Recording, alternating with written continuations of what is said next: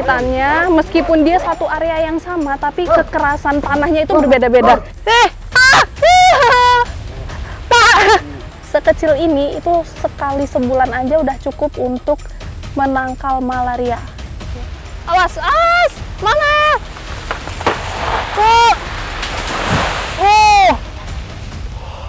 Pohonnya rubuh, ini rasanya hampir kayak gempa karena tanah semua bergerak.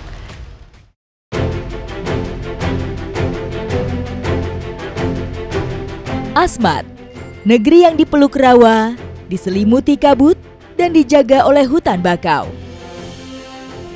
Disinilah manusia dan alam menyatu dalam harmoni yang tidak biasa.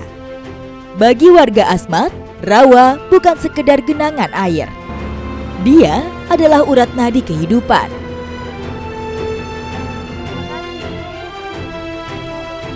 Setelah 15 menit naik speedboat, akhirnya saya sampai juga di Agats.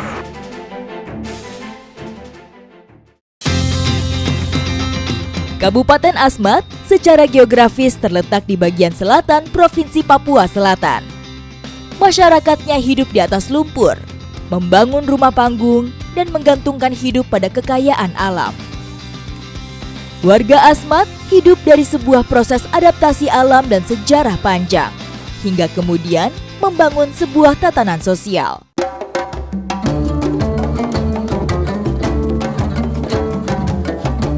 Bergeser sedikit dari ibu kota Kabupaten Asmat, saat ini saya berada di Distrik Atsi, Kampung Yaisiu. Di sini saya akan ikut berpartisipasi dalam kegiatan warga yang merupakan tradisi yang masih dijaga sampai sekarang. Suku Asmat sudah beradaptasi dengan lingkungan rawa sejak zaman nenek moyang mereka, sehingga memiliki pengetahuan dan keterampilan khusus untuk hidup di rawa, termasuk cara membangun rumah. Kalau biasanya orang membangun rumah di atas tanah, berbeda dengan suku Asmat. Karena tinggal di atas rawa, jadi mereka harus membuat rumah panggung dan menggunakan kayu sebagai umpak atau pondasi rumah supaya lebih kuat. Kekuatan rumah panggung yang dibangun di atas lumpur ditentukan oleh umpak atau pondasi kayu. Umpak ditancapkan menembus lumpur yang kedalamannya tidak sama.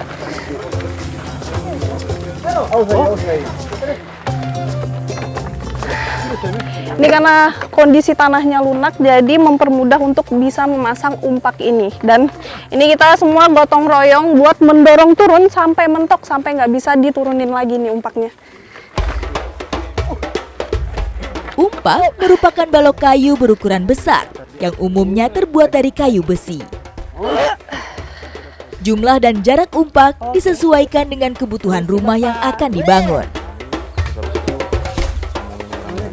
Masih susah.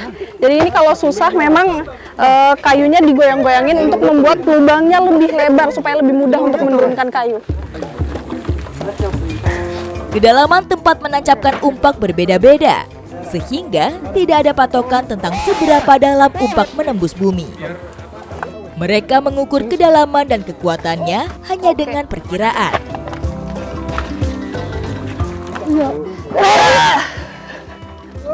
Jadi di sini yang bikin kegiatan ini lebih seru yaitu untuk menurun umpannya turun, mereka serentak bersorak atau teriak supaya gerakannya sama dan umpannya ini bisa tertanam lebih dalam.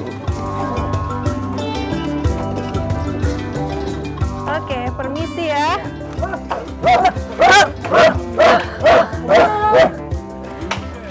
Jadi ternyata di atas kayu diberi cekungan seperti ini itu ada manfaatnya. Nah, saat upaknya masih tinggi, ini akan ditanam lagi menggunakan berat badan. Jadi ini dipakai untuk memasang tali dan yang kemudian akan dikaitkan dengan kayu yang diinjak bersama-sama dengan irama.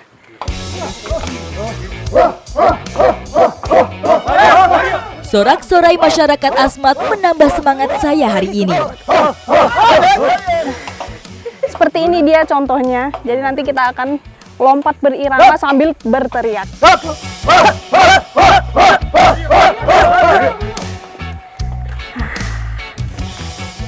Saat udah selesai, nih kayunya bisa dilihat jauh lebih pendek dan lebih tertanam.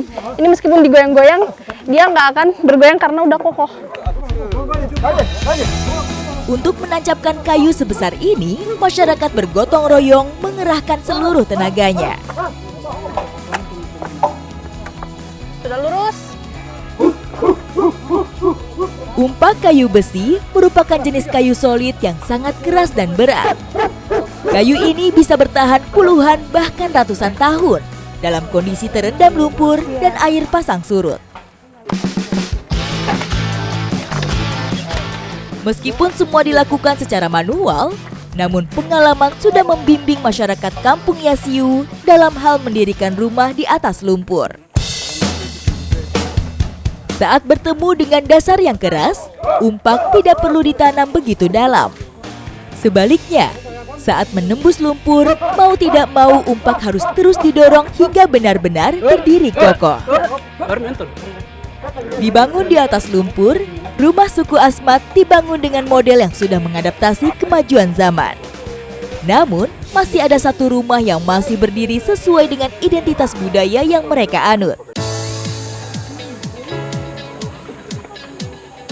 Rumah Bujang atau Jeu adalah satu-satunya rumah adat suku Asmat yang masih dipertahankan fungsi dan perannya dari zaman nenek moyang mereka hingga sekarang. Salah satu bangunan adat yang masih dipertahankan dari dulu hingga sekarang dan harus ada di setiap kampung yaitu rumah bujang. Rumah di mana para lelaki dikumpulkan untuk diajarkan nilai adat dan tradisi. Dahulu, setiap kampung Asmat harus memiliki satu jeu sebagai pusat kehidupan anak laki-laki. Rumah bujang atau yang disebut dengan jeu ini bentuknya hampir mirip dengan rumah lainnya, hanya saja yang membedakan adalah ukurannya yang lebih panjang dan lebih tinggi. Bangunan jeu tidak memiliki standar ukuran panjang dan besarnya. Fungsi utamanya adalah untuk mewariskan adat, budaya, serta pengetahuan adat yang diperlukan mereka sebagai anggota suku. Dindingnya dari susunan daun nipah, kemudian kerangkanya ini dari kayu besi yang diikat menggunakan rotan. Jadi semuanya menggunakan bahan dari alam.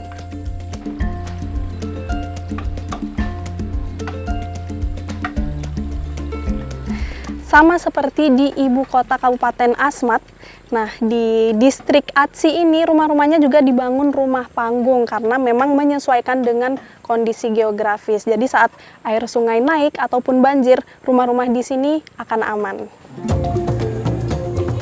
Sebagai rumah edukasi, jeu yang berdiri di tepi sungai merupakan proses adaptasi yang mendekatkan mereka dengan lingkungan.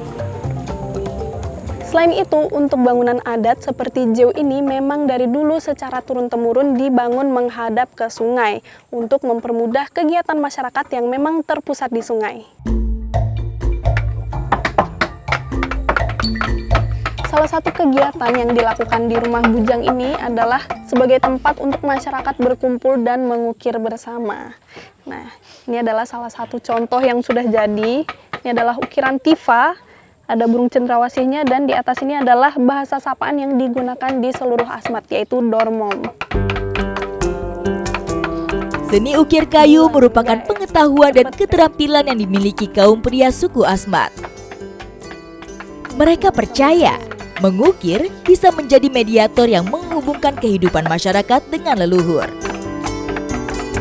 Ini agak ketar-ketir ya, saya disuruh nyobain mengukir. Melalui ukiran, suku Asmat menyampaikan kisah hidup sehari-hari dan aturan adat yang mereka yakini. Sehingga, ukiran menjadi sarana penjaga tradisi sekaligus pembelajaran bagi generasi penerusnya. Ciri khas ukiran di sini memang menggambarkan tentang kehidupan sehari-hari orang Asmat. Seperti yang saya buat ini adalah ikon dari Papua, burung cendrawasih. Kemudian ini ada, boleh saya pinjam Pak? Nah, ini ada pohon sagu dan juga manusia.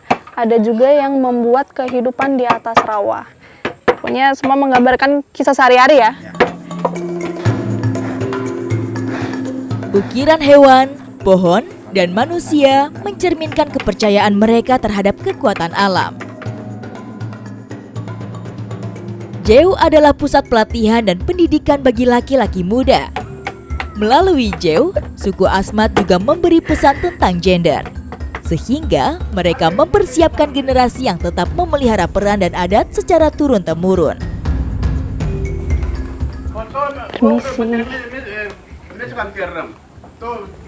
Di dalam Jeu ini banyak sekali kegiatan yang bisa dilakukan. Tidak hanya memahat di luar, tapi di dalam biasanya para laki-laki muda akan dikumpulkan untuk mendengarkan pesan-pesan atau pelajaran dari para tetua adat yang ada di sini.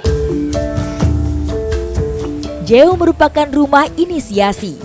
Di sini mereka berbagi ilmu seperti cara berperang, memukul tifa, mencari ikan, hingga kisah tentang leluhur. Jeu tidak memiliki sekat, namun jumlah pintu dan tungku yang ada di dalam Jeu menjadi simbol sekaligus batas jumlah fam atau marga yang ada di kampung Yasiu. Itu kita harus melewati rawa-rawa dalam.